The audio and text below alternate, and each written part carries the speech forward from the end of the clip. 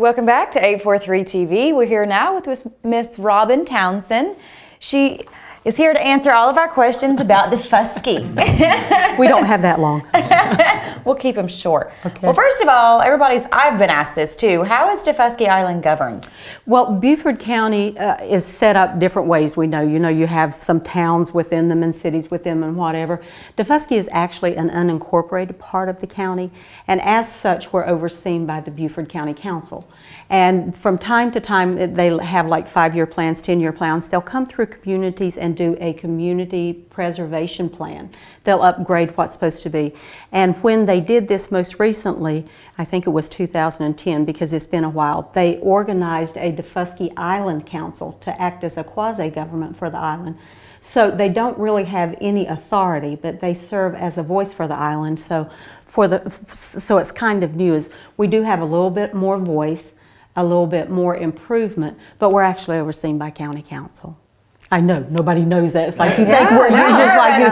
So it kind of it is good because the county council does a wonderful job throughout the county, but at the same time it does present challenges because they're so far removed from us that they can't always see and know everything that's going on. I know I'm looking at your guys' faces. You think, but it is kind of hard to comprehend. And those of us that are over there find it hard to comprehend at times. We're just so far removed. There's at times I feel like there's a chasm, a disconnect between. Sure. Well, it's like you guys are the stepchild.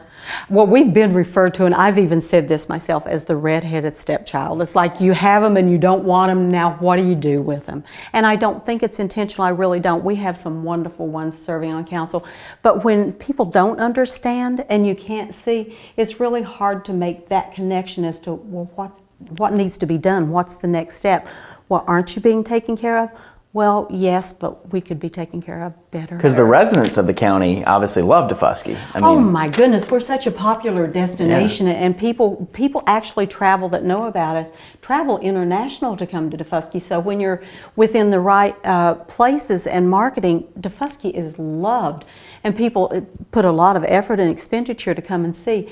But just because of the very things we're talking about, our isolation within the county and the lack of bridge and the lack of ferry service, those within the county, oftentimes, it's amazing to me, my neighbors I speak to and they say, we've never been to Daufuskie, or they'll say, isn't that a double-edged sword for you guys too? Because I've heard both sides of that it is. Story. I mean, because you are segregated and because you don't have a bridge or all of the public transportation, you probably are divided with ones who like that and ones who would like to.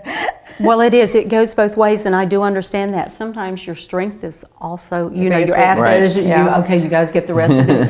So it is. It's wonderful. It's what makes Daufuskie special. It's what attracts people there. It's what contributes to the tax base that we give to the rest of the county. It's all of these things. But at the same time, it's a double-edged sword. Right.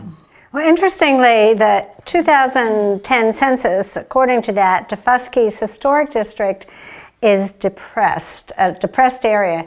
What does that mean and why? We're economically depressed. So in other words, even though there are these wonderful communities, like we have a lot in the Low Country that are considered the gated private communities, on Daufuskie refer to them as the PUDs, the planned urban developments. So we have, I know it sounds funny, first time somebody said PUD, I thought, what in the world? So we have several of those there, and of course they're a little bit better taken care of. They can do their own governance within there, set some of their own rules and regulations, have put in, such as Hague Point, their own ferry system in place. So they're fine, they're well cared for. But then when you get out into our historic districts, which would be the area that we were talking about at the opening question, is we don't have some of the same infrastructure and resources that are in place that you typically have in communities throughout the rest of the county.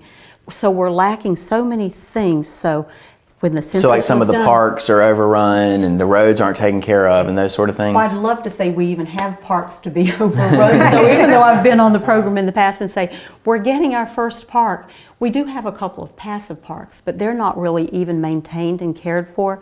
And the first public park that we're getting, still hasn't been completed. We're even at the stage that we don't even have a sign up saying that this is where your park is, come and use it. So in your opinion, what will it take for the Daufuskie community to be considered equal countywide, we're within the county's eyes. I think it will take things just like this, the opportunity to help educate our communities, our greater communities, the governments that are serving us as to, we are a valued part of the community. We do contribute, we do carry our own weight, but at the same time, we need the same services on Daufuskie that are being given to someone else.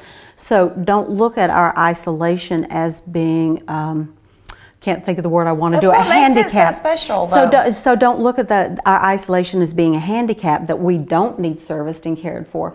Look at our isolation as being an asset for the county, that we can help generate an income that's being missed. People are still looking for these isolated areas to come and tour. So with a little bit of helping and the education of the community, and not looking at Daufuskie as being something different, but a contributing part of the community. So I think we need to do a lot more education. And then when there are those of us that are talking about Daufuskie, it'd be fantastic if the community at large were to start asking questions and better educate themselves. And you're not asking for special treatment. I mean, you guys pay goodness, taxes no. just like everybody else. You just want the same services that other taxpayers get, correct? Yes. And I think that'd be a wonderful example. We don't truly have a post office on Daufuskie Island. We had a post office, but because of where the post office was, it had to close down because it was close to proximity where alcohol was closed. Well, now we just have mailboxes that are out and they're not even closed in. They're open in the weather, so there's no places to send packages and stuff.